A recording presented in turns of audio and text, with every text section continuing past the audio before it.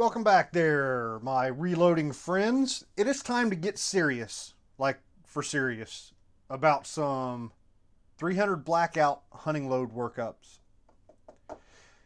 My gun season is starting in about a week, so we're cutting through the BS. This is going to be just some bare bones tests that I want to do, and then getting gun sighted in and ready to go. And I'm going to work up a subsonic load and a supersonic load. This video is going to be the subsonic load. We are going to be using the 200 grain Maker Rex bullets that we tested a little bit previously on the channel. These are big bad butt kicking bullets. They expand out to look like that. So I'm hoping these guys are absolutely going to kick some butt. Our previous work with this bullet was slightly disappointing. The groups are kind of big.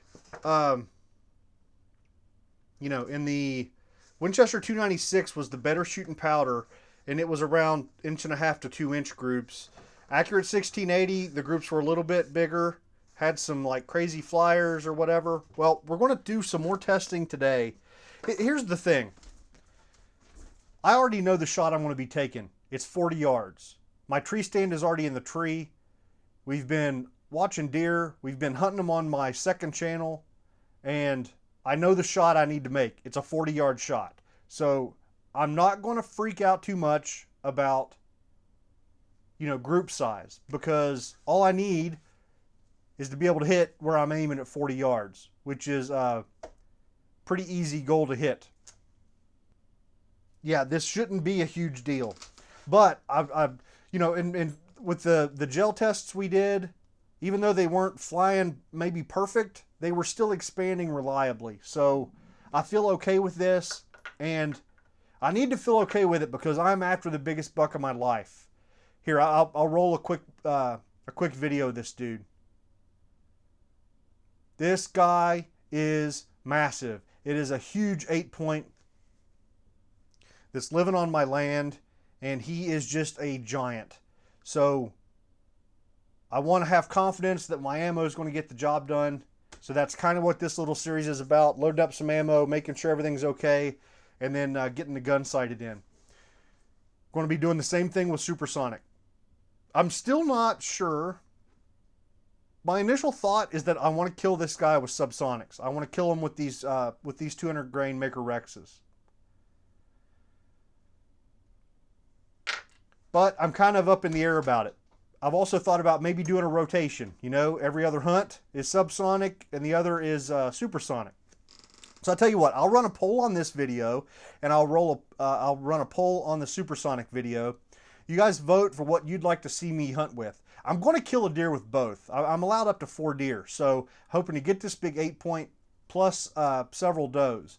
So even the loser is definitely going to hopefully get a doe, and I also want to kill a doe with 5.56 as well, and that video is going to be coming up here in a couple days as well of a hunt and load workup for 5.56. So yeah, if you care, if you want to see me get this guy with subsonics, or if you'd rather I do a rotation, vote in the poll, and I'll let you guys decide. If you guys haven't already, you need to check out my second channel. We're posting videos every single day. We're hunting, we're fishing, we're having a good time. So at the end of this video, I'll have a link, you know, on the screen, the little thing you can click to look at the last video and get over to that channel, subscribe to that channel, because we're having a good time over there. It's a party. That's where all the cool kids are hanging out. You need to come and join us. So what I want to do on today's video with these Maker Rexes is explore overall length a little bit. Our previous loading was at 2.1 inches overall length. And I'll tell you what, let's kind of go up close here, have a look at our options, and figure out what we want to do. Okay, so what I've done here is take a 300 blackout case and cut a slit down the side so that we can push the bullet in and out and kind of look at where to seat this bullet. If you'll notice, the bullet has got, grab something to point with. The bearing surface of the bullet is right here, and then there's a little bit down here at the bottom. Down there, and then down there. And then there's this low spot in between. Well, we need the neck of the case to make enough contact with bearing surface so that we get sufficient, neck tension, and we're not worried about bullet setback or issues like that. So let me put this in here. Kind of get that first bearing surface past the neck. There we go. So once it gets past there, then there's this whole section where, grab another bullet. Basically, that low section is the same length as the neck of the case. So there's a section there in the middle where it's making contact with nothing. So the longest we could really seat this is if we push this up until we feel like we've got enough bullet to neck contact there that it's going to be enough to get a hold of the case. And I was playing around with this a little bit earlier. Where's my calipers? There they are. And I think about 2.2 is the absolute longest we could go. Let's get this guy pushed into 2.2.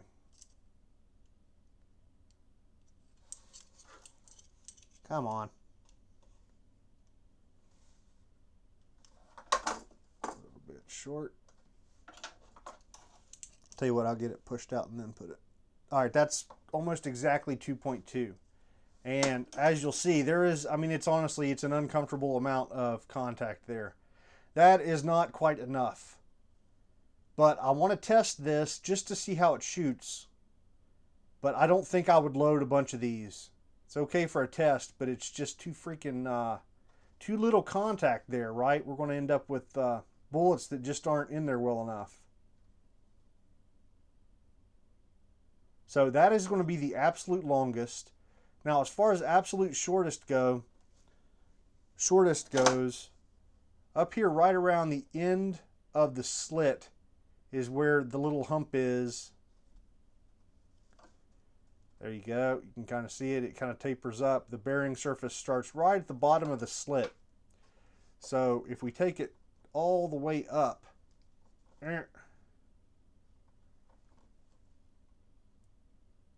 to about right there, that's about as short as I would want to go.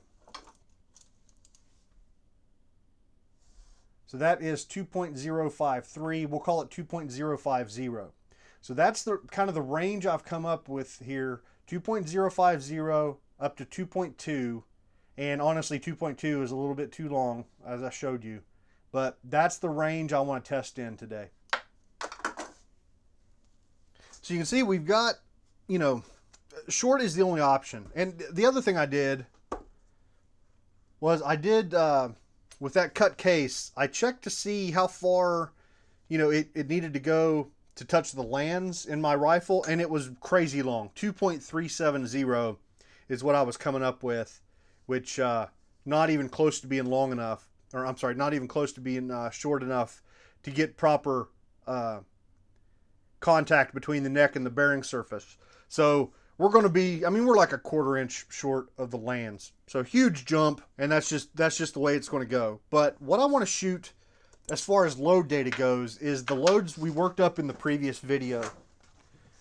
We got about 1,050 feet per second with 10.8 grains of accurate 1680, and 8.6 grains was a little bit low. We're going to go up to 8.7. So we're going to do 10.8 of accurate 1680 and 8.7 of Winchester 296. So Winchester 296 and accurate 1680 are going to be our powders.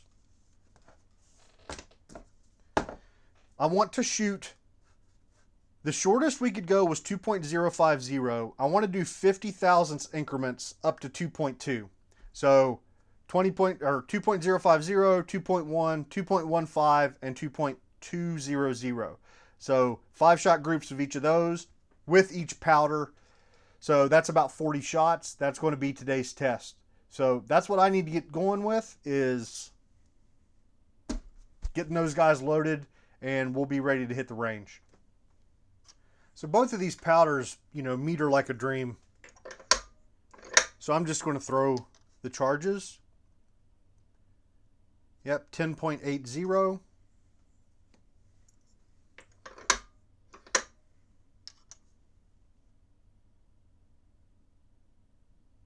10.84.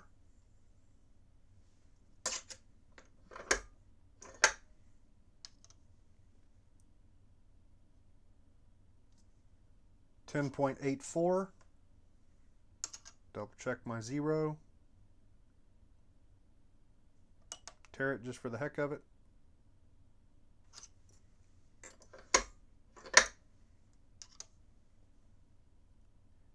.82. So I mean, yeah, both Accurate 1680 and Winchester 296 are just very, very consistent metering powders. So we are just going to throw these charges.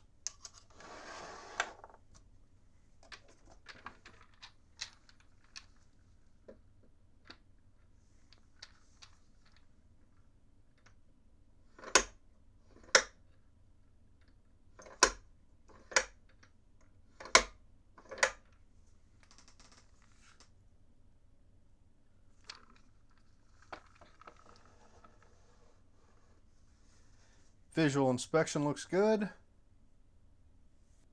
One thing I had forgotten from the previous videos, I had some problems when seating these bullets with a little bit of copper that seemed to be getting distorted during bullet seating. So I had flared the case mouths on those guys. So before I go any further or move over to Winchester 296, I want to get these flared and then get bullets set in them so that I don't spill powder everywhere.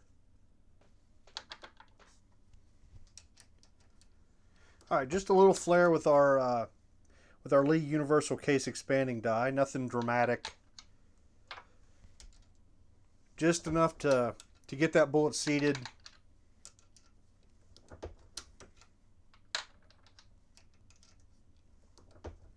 Without pushing up any copper.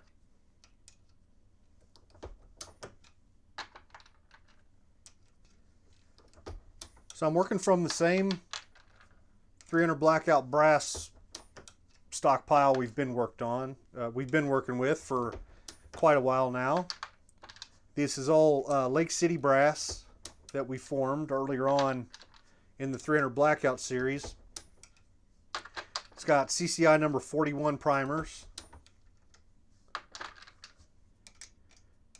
And they've all been shot a time or two through my guns. All right, these have powder in them, so I want to be a little less violent here. Don't want to spill any of our powder.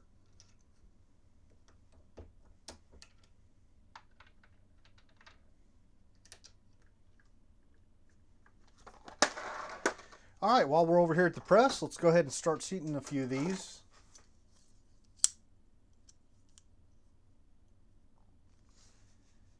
We'll start long. 2.2 inches is our first target. I've got the seating die pushed out quite a bit.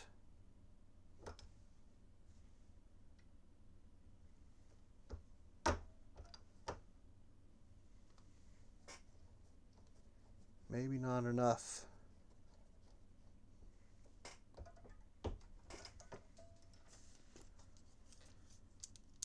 That actually might be just about right. I went too far. 2.148. I'm going to give this guy a little bit of a little tap with the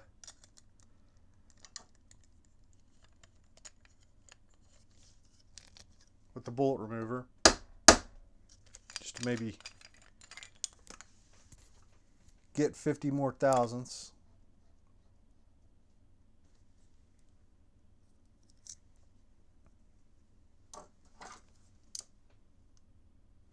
Nope, not quite enough. 2.15 something.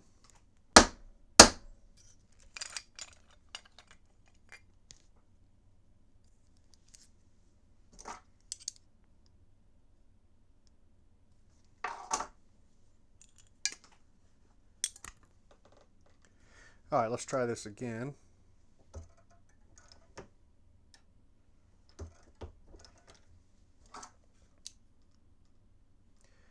.214. Let's go down 4. Make sure that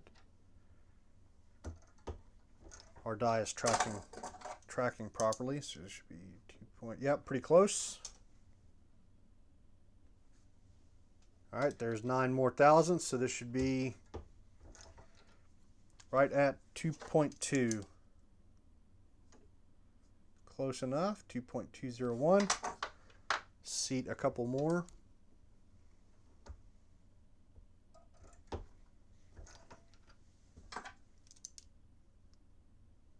2.2.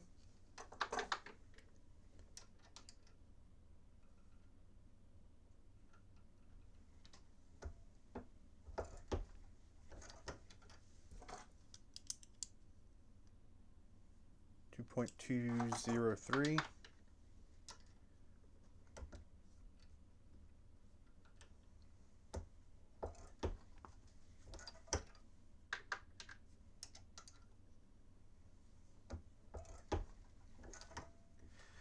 All right, so we need at least a little kiss with the Leaf Factory crimp die, if only to get rid of any remnants of that expansion we did. So let me see. Yeah, this is set very light. Let's go a little bit lighter.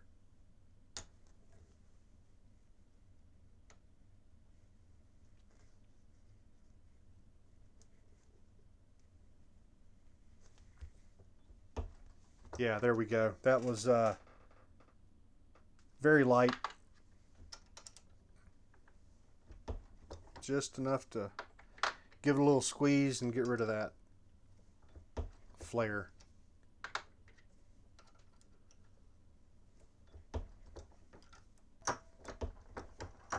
All right, we're down to seating the last couple bullets here. Everything's gone well. No problems to report.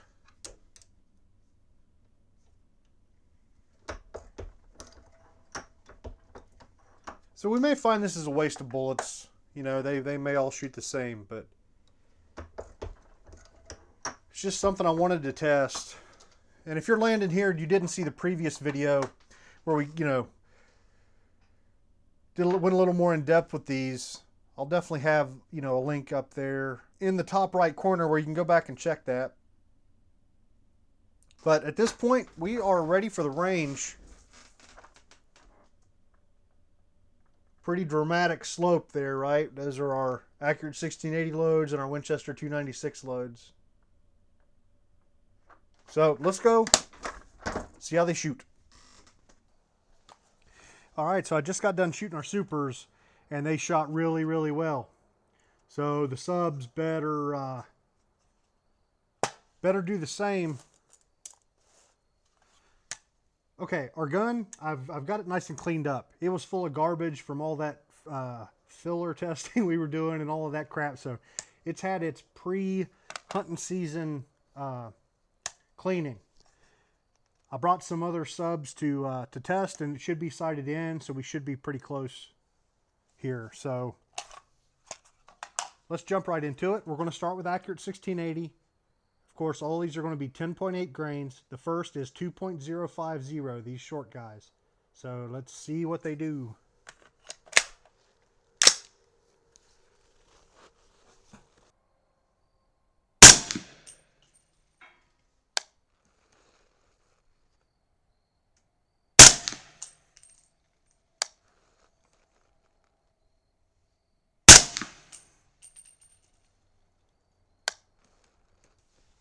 Tell you what, I'm going to pause here in the middle.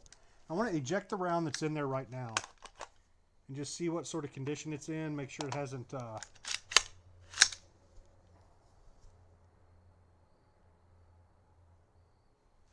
had any setback issues or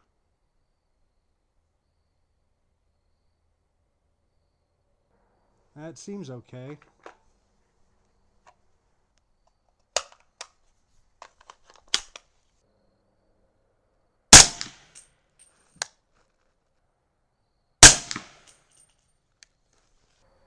Okay, good velocity, 1,066 feet per second. Standard deviation, 4.6. So that was good. The group wasn't awesome, but I think it was that first shot that went high, and then the others seemed to group okay. Okay, next is 2.1 grains, or 2.1 inches.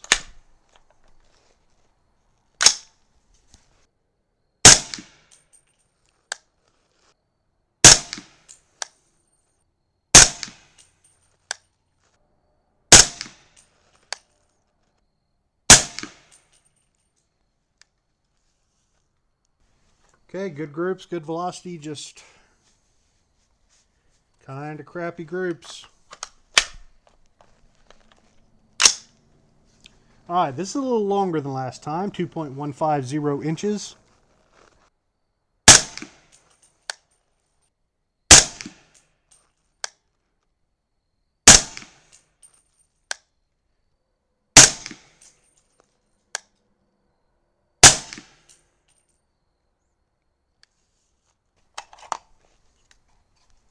Crap, I forgot to reset the group on the chronograph. It looks like 980 something with not a crazy amount of extreme spread. And the group was a little bit tighter. Okay, maybe that longer overall length was a good thing. All right, let's move on to 2.2. Now this is the one where, you know, we really don't have a whole lot of the bullet, or the bearing surface of the bullet, in contact with the neck of the case, but I think it should be enough. I'm not going to baby it through the action. We're just going to treat it like any other. So let's see if it shoots.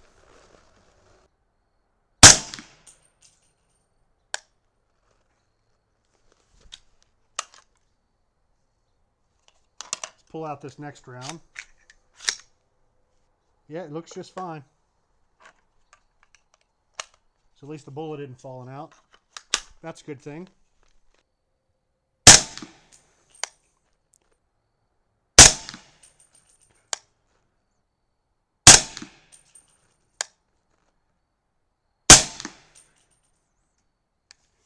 All right. Might we be onto something here? Group's definitely tightened up as it got longer.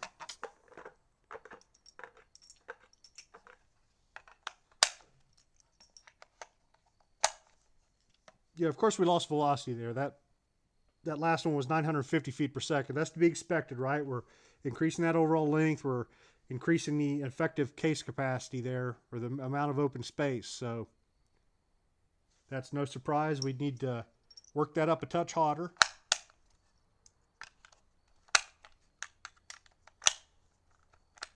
No big deal and totally expected. Okay, 2.050 with Winchester 296.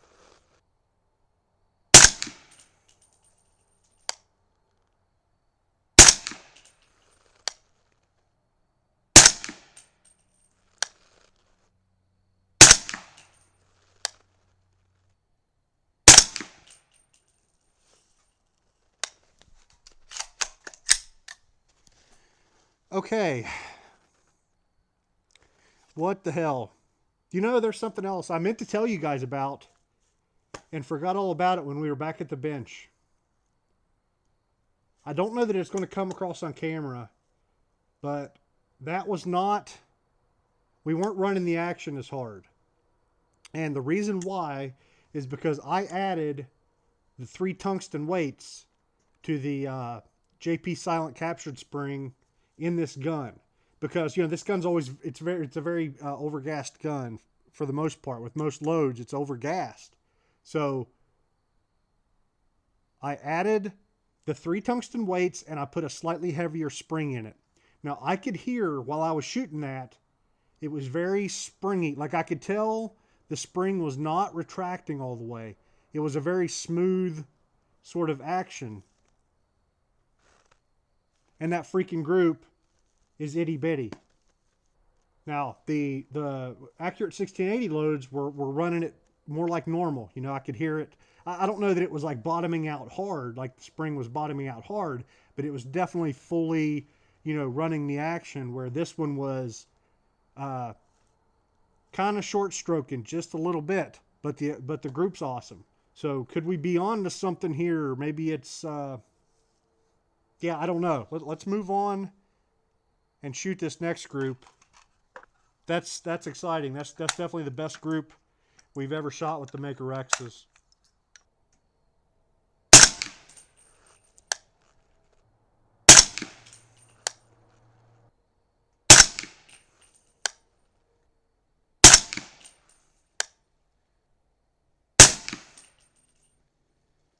All right, that's another good group. Outstanding standard deviation number. I might be on a wild goose chase there, talking about the spring. Actually, that time it did lock the bolt back, didn't it? Now, previously, Winchester 296 did shoot better than Accurate 1680. So maybe that's all we're seeing here is just, more of that, where Accurate 1680 just shoots a little bit better. Or, I'm sorry, Winchester 296 shoots a little bit better in my gun with these makers. All right, 2.150.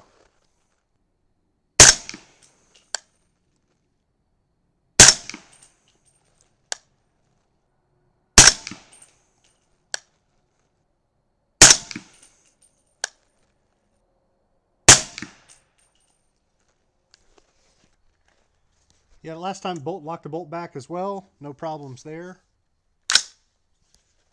I tell you what, guys, I'm pretty excited about this. These groups are as good as I had hoped for. All right, 2.2 inches.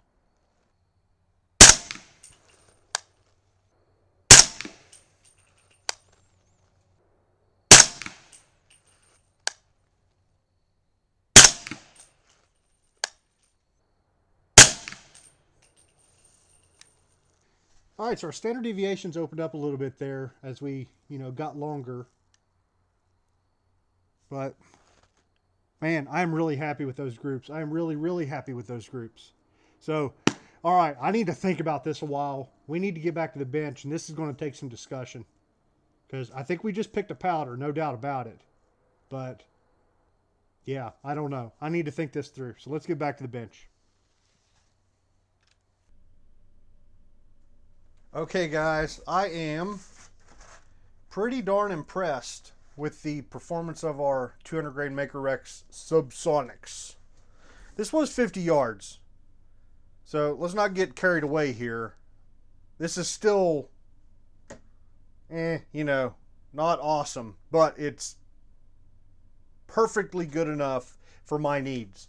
Like I said, 50-yard shot is basically what I'm looking at as a max. And to be honest, with the subsonic hunting rounds, I wouldn't go past 100 yards anyway, just with my limited knowledge of their capabilities.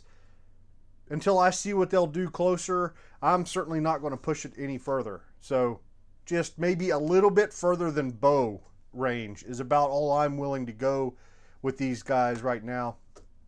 And this definitely gets that job done. Winchester 296 just outshoots Accurate 1680 with these, and it's not even close. And so, it was very clear this time. It was very clear last time. And I was looking at the target from our 16-inch barreled gun. It wasn't quite as drastic. I would say that they did shoot better, but it was just a very small amount. But with this 8.5-inch barrel, the difference is dramatic. There are, so that makes you wonder, so what about other powders? These are the only two powders I've shot with this bullet so far. So if there's this much difference between Winchester 296 and 1680, is there some other powder that will have, another incremental increase in accuracy? I don't know, and I'm hoping to test that later on. After hunting season's over with and we kill that big old freaking donkey, we'll take what's left of our bullets and see if we can do some other tests with some other powders and see if there's another good option out there. But Very happy with Winchester 296. And those of you who don't know, Winchester 296 and Hodgdon H110 are the same powder. So, one and the same. So, time to pick a load. I think 2.1, which is what we had initially shot, I think. Yeah, I think 2.1 is going to be right. The velocity's right. The group size was very good. The standard deviation is outstanding. So, I think that is going to be my load. And what I plan to do